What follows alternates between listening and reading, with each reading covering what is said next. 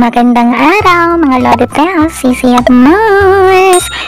Ito nga pala, kagigising ko lang dyan. Alam niyo ba, sobrang antok ko pa dyan. Pero agad-agad na akong pumunta ng kusina. Paano naman kasi, sobrang antok ko talaga. At para naman mawala yung antok ko at nagising ng aking diwa, nagtimpla na ako dyan ng kape. At pagkatapos nga, dinala ko na itong aking kape sa lamesa.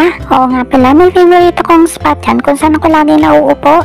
Hindi ko alam kung ganun din ba kayo. Sa araw-araw mga pagising, doon ka lang talaga lagi pumapwesto para kumain at magkape.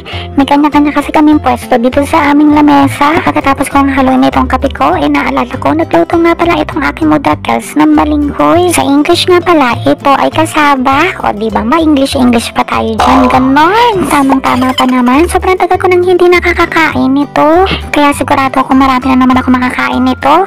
Alam nyo ba, yung iba nilalagyan nito ng asukal. Pero sa akin, mas gusto ko ng plain lang. Syempre, mas masarap yan kapag may kasamang kape. Oo nga pala, nalala ko may piniprito kaming fish. Munti ko na makakalimutan to. Dahil kung hindi ko to naalala, sigurado ako yung walang ulam mamaya. Ano pang inaantay nyo dyan mga Lodi Pels, Sisi at Mars?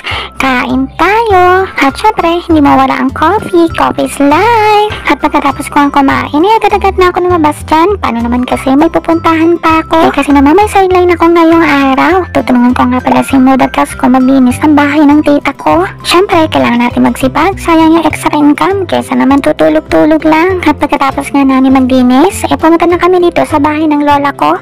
Halos kasi magkadikit lang yung bahay ng tita ko at bahay ng lola ko. Kinukuha ko na din yung pagkakataon para naman mabisita ko itong lola ko. Lola ko nga pala to sa father side. Kasi naman hindi naman talaga ako dito nakatira kundi sa lola ko sa mother side. At pati yung tita ko, binisita ko na din. Kaya nga hanggat malakas pa sila at nakakakilala, talaga naman sinasamantala ko na yung pagkakataon kasi hindi naman natin sila laging kasama sa buhay. At ito nga, gabi na kami nakauwi dito.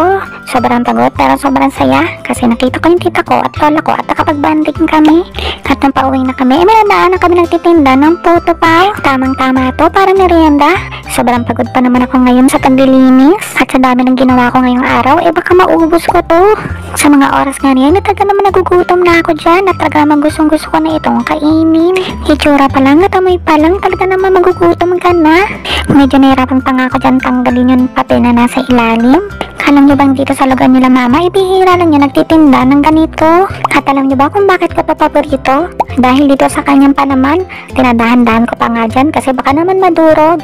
Tingnan nyo naman, sobrang sarap ng panaman nito. Kasado. At syempre, mas masarap yan kapag may kasamang kape. Hindi ko na nga pala pinakita na nagtitimpla ako ng kape kasi naman sobrang pagod ko na. Siya, hanggang dito na lang. Kain tayo. Bye!